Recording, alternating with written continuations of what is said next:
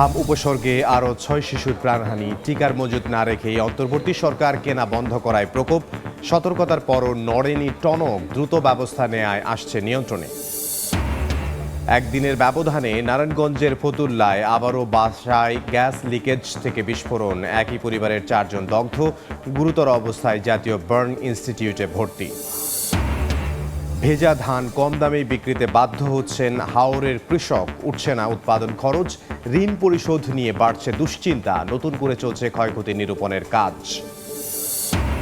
প্রধানমন্ত্রীর উদ্যোগে প্রাণ ফিরে পাচ্ছে বরিশালের মৃতপ্রায় খাল, স্বাভাবিক হচ্ছে পানির প্রবাহ, কৃষিতে ইতিবাচক প্রভাব, বর্ষায় জলাবদ্ধতা কমার আশা।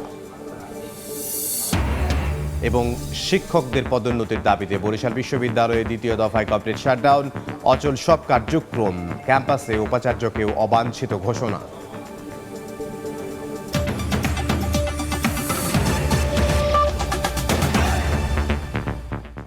বাংলার সময়ের সঙ্গে আছে আমি ইমদাদুল হক। হাম উপসর্গ নিয়ে 24 ঘন্টায় মারা গেছে আরও 6 শিশু।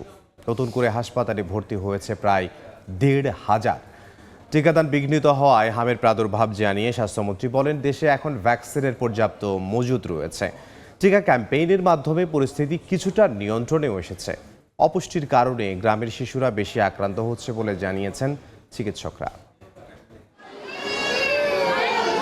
দেশ জুড়ে উদ্বেগ বাড়িয়েছে হাম, ছড়িয়ে পড়েছে শহর থেকে প্রত্যন্ত গ্রামে। সিলেট, ময়মনসিংহ, রাজশাহী, বরিশাল, রংপুর, কুষ্টিয়া সহ বিভিন্ন জেলায় প্রতিদিনই জ্বরের সঙ্গে শরীরে ফুসকুড়ি নিয়ে হাসপাতালে ভর্তি হচ্ছে নতুন রোগী। রাজশাহী মেডিকেল কলেজ হাসপাতালের হাম আইসোলেশন ওয়ার্ড সহ 3টি শিশু ওয়ার্ডে ভর্তি হওয়া বেশিরভাগ রোগী চাঁপাইনবাবগঞ্জ ও কুষ্টিয়ার। অভিভাবকরা বলছেন, চিকিৎসা নিয়ে বাড়ি যাওয়ার পর আবারও অসুস্থ হচ্ছে শিশুরা। হাসপাতালের ওয়ার্ডে এক বেডে একাধিক শিশু থাকায় সুস্থ হওয়ার পরও নতুন করে অসুস্থ হওয়ার শঙ্কা তাদের। পর্যাপ্ত পরিমাণ বেড না থাকার কারণে আমাদের একটা বেডে 2-3 জন করে বাচ্চা দেওয়া হয়েছে। একটা সুস্থ বাচ্চার ভিতরে আবার অন্য একটা অসুস্থ বাচ্চা এনে বসিয়ে দেয়, তাইলে তো সুস্থ বাচ্চা আবার অসুস্থ হয়ে যাওয়ার সম্ভাবনা থাকে। অপুষ্টি ও শারীরিক দুর্বলতার কারণে গ্রামের শিশুরা হামে বেশি আক্রান্ত হচ্ছে বলে জানাচ্ছেন চিকিৎসক। একেবারেই দুস্থ আর্থসামাজিক প্রেক্ষাপটের দিকে যারা খুবই নিম্ন মধ্যবিত্ত বিলং করে, তারাই কিন্তু খুব বেশি এখানে আক্রান্ত হচ্ছে। এদিকে সোমবার সকালে বরিশাল জেনারেল হাসপাতালে আকস্মিক পরিদর্শনে যান স্বাস্থ্যমন্ত্রী সরদার মোহাম্মদ সাখাওয়াত হোসেন। বলেন, বিগত সরকারের ব্যর্থতার কারণেই হাম পরিস্থিতির অবনতি হয়েছে। 2020-এর পরে প্রত্যেক 4 বছর পর পর হামের ক্যাম্পেইনিং হওয়ার কথা ছিল। বিগত সরকারগুলি টিকা কালেক্টও করে নাই, সেই ক্যাম্পেইনিংটা করে নাই। না করার কারণে 0 এজ থেকে 5 বছর পর্যন্ত একটা বিরাট সংখ্যার বাচ্চা আনভ্যাকসিনেটেড রয়েছে। ওই বাচ্চাগুলিরই বেশিরভাগ হাম হয়েছে। টিকা সংগ্রহের পাশাপাশি ক্যাম্পেইন করার কথা থাকলেও বিগত সরকার তা করেনি বলে মন্তব্য করেন স্বাস্থ্যমন্ত্রী। খাদিজা স্বপ্না, সময় সংবাদ। ময়মনসিংহের ত্রিশালের আউলিয়ানগর রেল স্টেশনে মোহনগঞ্জ এক্সপ্রেস ট্রেনের ইঞ্জিন বিকল হয়ে গেছে। ঢাকা ময়মনসিংহ রেলপথে ট্রেন চলাচল বন্ধ রয়েছে। এই মুহূর্তে সেখানে আছেন সহকর্মী ওবায়দুল হক, সরাসরি তার কাছে যাব। ওবায়দুল, ঢাকা থেকে ছেড়ে আসা ময়মনসিংহের ত্রিশাল উপজেলার যে আউলিয়ানগর এলাকা রয়েছে, এই এলাকায় মূলত স্টেশন থেকে 2 কিলোমিটার সামনে ময়মনসিংহের দিকে যে মোহনগঞ্জ এক্সপ্রেস ট্রেনটি ইঞ্জিন বিকল হওয়ার ঘটনা ঘটেছে এবং এই ঘটনায় কিন্তু ট্রেন চলাচল এই মুহূর্তে বন্ধ হয়েছে। যদিও এই মুহূর্তে আমরা যেটি দেখতে পাচ্ছি যে এই ট্রেনটিকে যে জামালপুর কমিউটার ট্রেনের ইঞ্জিন দিয়ে ট্রেনটিকে আউলিয়ানগর রেল স্টেশনে আনা হয়েছে এবং বিকল্প পথে কিন্তু রেলপথ আসলে সচল ঘোষণা করা হয়েছে। তবে এই ট্রেনটি এখনো পর্যন্ত বন্ধ রয়েছে এবং ময়মনসিংহ থেকে একটি ইঞ্জিন এটি এসে তারপর সেটিকে নিয়ে যাবে। আমরা যেটি জেনেছি যে আজকে বিকাল 4:20 দিকে এই আউলিয়ানগর এবং ফাতেমানগরের মাঝামাঝি পথ নতুন বাজার এলাকায় এই ট্রেনটির যে ইঞ্জিন রয়েছে সেই ইঞ্জিন থেকে ধোঁয়া বেরোতে শুরু করে। পরবর্তীতে যিনি চালক রয়েছেন তিনি বিষয়টি টের পেয়ে এবং দ্রুত এটা নিয়ন্ত্রণে আনেন এবং নিয়ন্ত্রণে আনার পর যে পাশের একটি জামালপুর কমিউটার ট্রেনের যে ইঞ্জিন রয়েছে সেটিকে এনে এই জায়গায় অর্থাৎ আউলিয়ানগর স্টেশনে এসে রাখা হয়েছে এবং ময়মনসিংহ থেকে আরেকটি ইঞ্জিন এসে পরবর্তীতে এই ট্রেনটি নিয়ে যাবে। তবে এই ঘটনায় কিন্তু যাত্রীদের ব্যাপক দুর্ভোগের সৃষ্টি হয়েছে। তো এই ছিল আমার কাছে ময়মনসিংহের ত্রিশাল থেকে সবশেষ খবরাখবর। ওবায়দুল হক যোগ দিয়েছিলেন ময়মনসিংহ থেকে। বাংলার সময় আরও থাকছে। গাজীপুরে হঠাৎ পোশাক কারখানার অর্ধশত শ্রমিক অসুস্থ, ছড়িয়ে পড়ে আতঙ্ক। হাসপাতালে ভর্তি সবাই শঙ্কামুক্ত, জানালেন চিকিৎসক। প্রধানমন্ত্রীর চীন সফরের মধ্য দিয়ে শিগগিরই তিস্তা মহাপরিকল্পনার কাজ শুরু হবে, জানালেন দুর্যোগ ব্যবস্থাপনা ও ত্রাণ মন্ত্রী আসাদুল হাবিব দুলু। সকালে লালবরিরহাটে এক অনুষ্ঠানে কথা বলেন তিনি। সাম্প্রতিক সময় আমাদের পররাষ্ট্রমন্ত্রী চীন সফরে আছেন। উনি চীনকে আহ্বান জানিয়েছেন যে তিস্তা মহাপরিকল্পনা তারা অর্থায়ন করবে, কারিগরিক সহায়তা প্রদান করবে। আমাদের মাননীয় প্রধানমন্ত্রী শীঘ্রই চীন সফর করবেন।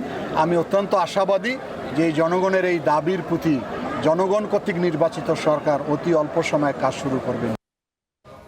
পানিতে তলিয়ে গেছে কষ্টের ফসল, ঋণে জর্জরিত হাওরের কৃষক। ধান ভেজা থাকায় পাচ্ছে না ন্যায্য মূল্য। সরকারিভাবেও ধান বিক্রি করতে পারছেন না বলে অভিযোগ অনেকের। এমন পরিস্থিতিতে কৃষকেরা চাইছেন বিনা সুদে ঋণ আর আগামী বোরো মৌসুম পর্যন্ত সহায়তা। পানিতে তলিয়ে গেছে কৃষকের স্বপ্ন। দিনরাত পরিশ্রম করে ফলানো ধান বেশিরভাগই ভেজা। অতিবৃষ্টি ও জলাবদ্ধতায় ক্ষতিগ্রস্ত ফসল গ্রামীণ সড়কে শুকিয়ে ঘরে তুলছে কৃষক। তবে ভেজা থাকায় গুণগত মান নষ্ট হচ্ছে অনেক ক্ষেত্রেই। এই চিত্র সুনামগঞ্জের ছোট বড় 137 হাওরের। ধান গেরাইয়া নষ্ট হয়েছে, খালো গেছে। সরকার যদি দিয়া টাকা 1400 টাকা মন, ওখানে আমাদেরকে 800-700 এইভাবে আমরা তো পাই না, মিলতে ধান কাটতে পারি না। পানি লেগে গেছে গাঙ্গে ডুবাইয়া। এনজিও, ব্যাংক ও স্থানীয় মহাজনের কাছ থেকে ঋণ নিয়ে বিপাকে আছেন হাওরের বেশিরভাগ কৃষক। ঋণের ভাবে তো অনেক ফরসে গিয়া। এখন যদি আমরা ব্যাংক থেকে সরকারের লোন দিত গিয়া, বিনা সুদে টাকা পাইতাম, তাহলে তো আমরা জান বাঁচত। কিশোরগঞ্জে উৎপাদন খরচ মেটাতে কম দামে ভেজা ধান বিক্রি করে দিচ্ছেন বহু কৃষক। এমনকি সরকারি খাদ্য গুদামেও পাচ্ছেন না বিক্রির সুযোগ। 1 একর জমি কাটলে কমপক্ষে 15-20 জন লেবার লাগে, এতে করে তো আমাদের ফর্তা হয় না। আমরা সাধারণ এরা যদি বিবেকের ভিত্তি করে দেয় তাহলে আপনার বলার কিছু নেই।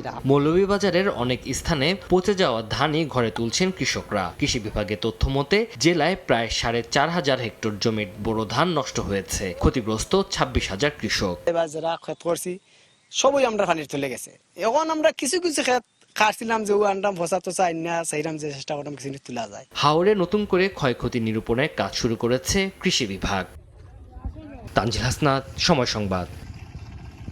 প্রধানমন্ত্রীর উদ্যোগে প্রাণ ফিরে পাচ্ছে বরিশাল বিভাগের বেশ কিছু মৃতপ্রায় খালের। খননের কারণে পানির প্রবাহ স্বাভাবিক হতে শুরু করেছে, ইতিবাচক প্রভাব পড়ছে কৃষি ক্ষেত্রে। সেই সঙ্গে চলতি বর্ষা মৌসুমেই জলাবদ্ধতা কমার আশা ভুক্তভোগীদের। অপূর্ব অপুর রিপোর্ট। নামে পরিচিত বরিশাল মায়ের মমতায় জনপদকে আঁকড়ে রেখেছে প্রায় 3500 খাল। পানি উন্নয়ন বোর্ডের হিসেবে যার দৈর্ঘ্য 3349 কিলোমিটার। প্রধানমন্ত্রী তারেক রহমানের নয়া উদ্যোগে এরই মধ্যে 6 জেলায় খনন শুরু হয়েছে 61.5 কিলোমিটার। বরিশাল সদর উপজেলার চরকাওয়া ইউনিয়নের স্বনির্ভর খাল এটি। 4 দশক পর সংস্কারের ছোঁয়ায় 6 কিলোমিটারের খালের 4 কিলোমিটার খননই বদলে গেছে দৃশ্যপট। একই চিত্র জেলার গৌরনদীর কুতুবপুরে। এই খালটি আবারও পুনঃখননের কাজ শুরু হয়েছে।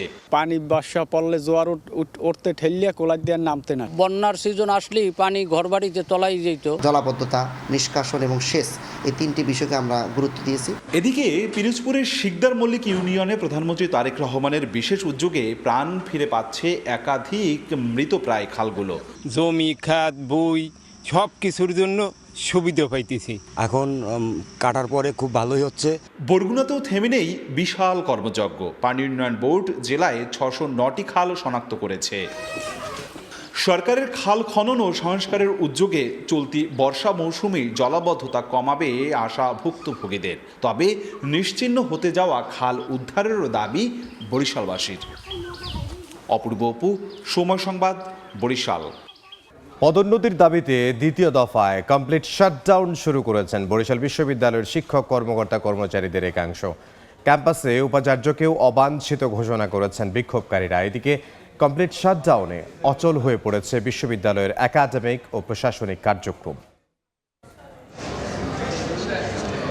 রোববার সকাল থেকে কমপ্লিট শাটডাউন কর্মসূচি শুরু করেন বরিশাল বিশ্ববিদ্যালয়ের শিক্ষকদের একাংশ। তাদের সঙ্গে একাত্মতা প্রকাশ করেন তৃতীয় ও চতুর্থ শ্রেণীর কর্মচারীরা। এতে অচল হয়ে পড়ে বিশ্ববিদ্যালয়ের একাডেমিক ও প্রশাসনিক কার্যক্রম। বন্ধ নিয়মিত ক্লাস ও পরীক্ষা। বিশ্ববিদ্যালয়ের উপাচার্যকে অবাঞ্ছিত ঘোষণা করে পদোন্নতি না হওয়া পর্যন্ত কর্মসূচি চলবে বলে জানিয়েছেন শিক্ষকরা। বোর্ড হচ্ছে না, বিশ্ববিদ্যালয়ের উন্নয়ন হচ্ছে না, সব মিলিয়ে আমাদেরকে বিভিন্নভাবে মাননীয় উপাচার্যের মধ্যে ঘুরাচ্ছেন। বারবার ওনার কথা ঘোরানোর কারণে শিক্ষকরা এখন আর তাকে ট্রাস্ট করে না। শিক্ষকদের আন্দোলনে সেশন জটে পড়ার আশঙ্কা করছেন শিক্ষার্থীরা। আমরা একটা অনিশ্চয়তার মধ্যে আছি যে আসলেই আমরা ঠিকমতো পরীক্ষায় বসতে পারবো। ক্লাসগুলো বন্ধ হয়ে গেছে, পরীক্ষা অফ হয়ে গেছে।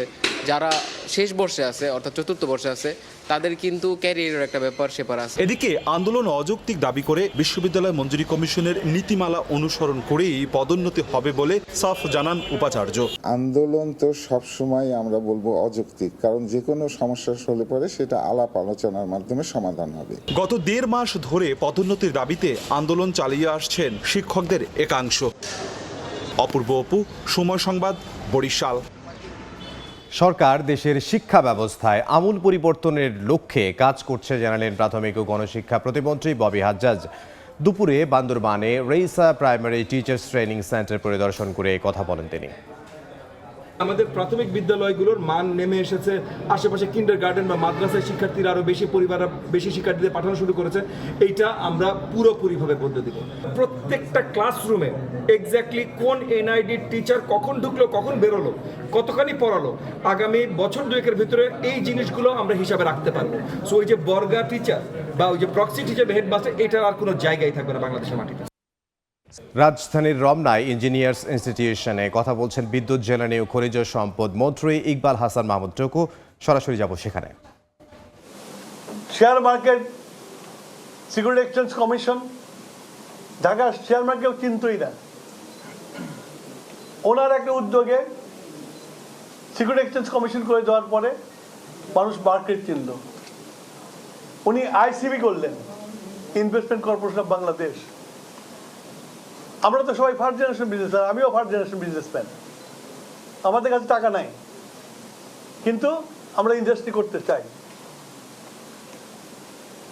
তখন উনি বলল যারা পাবলিক লিমিটেড কোম্পানি করবে তাদের যদি ম্যাচিং ফান্ড না থাকে আইসিবি ব্রিজ ফিন্যান্সিং করবে। আইসিবি ব্রিজ ফিন্যান্সিং করলো, আমাদের মতো ইয়াং এন্টারপ্রেনাররা আমরা ইন্ডাস্ট্রি করলাম। আমরা কেউ বিজনেসম্যানের ছেলে ছিলাম না, আমি উকিলের ছেলে ছিলাম। আমরা ইন্ডাস্ট্রি করলাম আমরা, and our group became one of the biggest group of Bangladesh. এই যে ইনসেন্টিভ দেওয়াতে বাংলাদেশে একটা রেভলিউশনের সৃষ্টি হলো। তেমন একদিন উনি এক্সপোর্ট কাউন্সিল করলেন, এক্সপোর্ট কাউন্সিল আন্ডার ইপিবি। ইপিবির ভাইস চেয়ারম্যান, আগে ডাইরেক্টর জেনারেল, ওটাকে উনি বললেন ভাইস চেয়ারম্যান, সিনিয়র ব্যুরোক্রেটদের দিতে ওখানে। আর উনি নিজে ওটার চেয়ারম্যান হলেন। বিদেশ থেকে উনি এসছেন, চায়না থেকে, মিটিং দিয়েছে। উনি ওই মিটিংয়ে প্রিসাইড করবেন। দুটো শার্ট নিয়ে এসছে। শার্টে আমরা তখন ইয়াং, আমরা পিছনে বসে আছি, সিনিয়ররা সামনে বসে আছে। তো শার্ট দুটো দিয়ে বললেন দেখেন তো কোনটা বাংলাদেশের শার্ট আর কোনটা বিদেশি শার্ট। আপনাদের জানা হচ্ছে এই হিস্ট্রিটা। এই 16 বছর 17 বছর জিয়া রহমানের সাকসেস স্টোরি তো ভুলে দিয়েছে মানুষকে, কিন্তু গাজীপুরে একটি পোশাক কারখানার অর্ধশত শ্রমিক অসুস্থ হয়ে হাসপাতালে চিকিৎসাধীন রয়েছেন। সকালে ভোগড়া বাইপাস এলাকার প্যানাসিয়া ক্লোদিং কারখানায় কাজে যান শ্রমিকরা। এরপর হঠাৎ একের পর এক শ্রমিক অসুস্থ হতে থাকেন। দ্রুত তাদের উদ্ধার করে বিভিন্ন হাসপাতালে ভর্তি করা হয়। অসুস্থরা শঙ্কামুক্ত বলে জানিয়েছেন চিকিৎসক। দিনাজপুরের বিরামপুরে খামারে 500 মুরগি মেরে ফেলার অভিযোগ উঠেছে। রোববার রাতে নারায়ণপুর গ্রামের মনিরুল ইসলামের বিরুদ্ধে চাচাতো ভাই জিসানের খামারে দলবল নিয়ে হামলার অভিযোগ ওঠে। এ সময় খামার ভাঙচুর করে অন্তত 500 মুরগি মেরে ফেলা হয়, পাশাপাশি 1200-র বেশি মুরগি লুট করে। তবে অভিযোগ অস্বীকার করেছেন অভিযুক্ত। নিরাপদ নৌ চলাচল, সামুদ্রিক নিরাপত্তা ও ব্লু ইকোনমিক কার্যক্রম জোরদারে চট্টগ্রামে শুরু হয়েছে নর্থ ইন্ডিয়ান ওশান হাইড্রোগ্রাফিক কমিশনের আন্তর্জাতিক সম্মেলন। অংশ নিয়েছেন 13 দেশের প্রতিনিধি। চট্টগ্রামে শুরু হয়েছে নর্থ ইন্ডিয়ান ওশান হাইড্রোগ্রাফিক কমিশনের 25তম আন্তর্জাতিক সম্মেলন। বাংলাদেশ নৌবাহিনীর আয়োজনে 3 দিনব্যাপী এই সম্মেলনে অংশ নিয়েছে ভারত, পাকিস্তান, সৌদি আরব, শ্রীলঙ্কা সহ 13টি দেশ। প্রতিনিধিরা বলেন, সদস্য দেশগুলোর কারিগরি সহযোগিতা, তথ্য বিনিময় ও প্রশিক্ষণ কার্যক্রম সম্প্রসারণের মাধ্যমে নিরাপদ নৌ চলাচল নিশ্চিতে গুরুত্বপূর্ণ ভূমিকা রাখবে এই সম্মেলন। সমুদ্র এলাকায় যারাই আসে সমুদ্র চলাচলের জন্য এবং নিরাপদ চলাচলের জন্য আমাদের হাইড্রোগ্রাফি ডিপার্টমেন্ট এই ম্যাপিংগুলো করে থাকে। নিরাপদ ও টেকসই সামুদ্রিক অর্থনীতি গড়ে তুলতে আধুনিক হাইড্রোগ্রাফিক সক্ষমতা অত্যন্ত জরুরি বলে মন্তব্য করেন নৌপ্রধান। Oceans are key drivers of global economic growth and sustainability, with over 90% of global trade conducted by the sea. এই সম্মেলনের মাধ্যমে উত্তর ভারত মহাসাগরীয় অঞ্চলে সামুদ্রিক সহযোগিতা আরও জোরদার হবে বলে মনে করেন আয়োজকরা। ফেরদৌসলিপি, সময় সংবাদ, চট্টগ্রাম। বাংলার সময়ের শীর্ষ সংবাদগুলো জানিয়ে দিচ্ছি আরও একবার। হাম উপসর্গে আরও 6 শিশুর প্রাণহানি, টিকার মজুদ না রেখে অন্তর্বর্তী সরকারকে না বন্ধ করায় প্রকোপ, সতর্কতার পরও নড়েনি টনক, দ্রুত ব্যবস্থা নেয় আসছে নিয়ন্ত্রণে। একদিনের ব্যবধানে নারায়ণগঞ্জের ফতুল্লায় আবারও বাসায় গ্যাস লিকেজ থেকে বিস্ফোরণ, একই পরিবারের 4 জন দগ্ধ, গুরুতর অবস্থায় জাতীয় বার্ন ইনস্টিটিউটে ভর্তি। এবং ভেজা ধান কম দামেই বিক্রিতে বাধ্য হচ্ছে হাওরের কৃষক, উঠছে না উৎপাদন খরচ, ঋণ পরিশোধ নিয়ে বাড়ছে দুশ্চিন্তা, নতুন করে চলছে ক্ষয়ক্ষতি নিরূপণের কাজ। এই ছিল বাংলার সময়। এরপর দেখবেন সন্ধ্যার সময়, সঙ্গে থাকবেন সহকর্মী মাকসুম আলম খান। ইমদাদুল হক, আপনাকে ধন্যবাদ। সন্ধ্যার সময়ের আয়োজন নিয়ে আসছে কিছুক্ষণ পর, সঙ্গেই থাকুন সময়ের।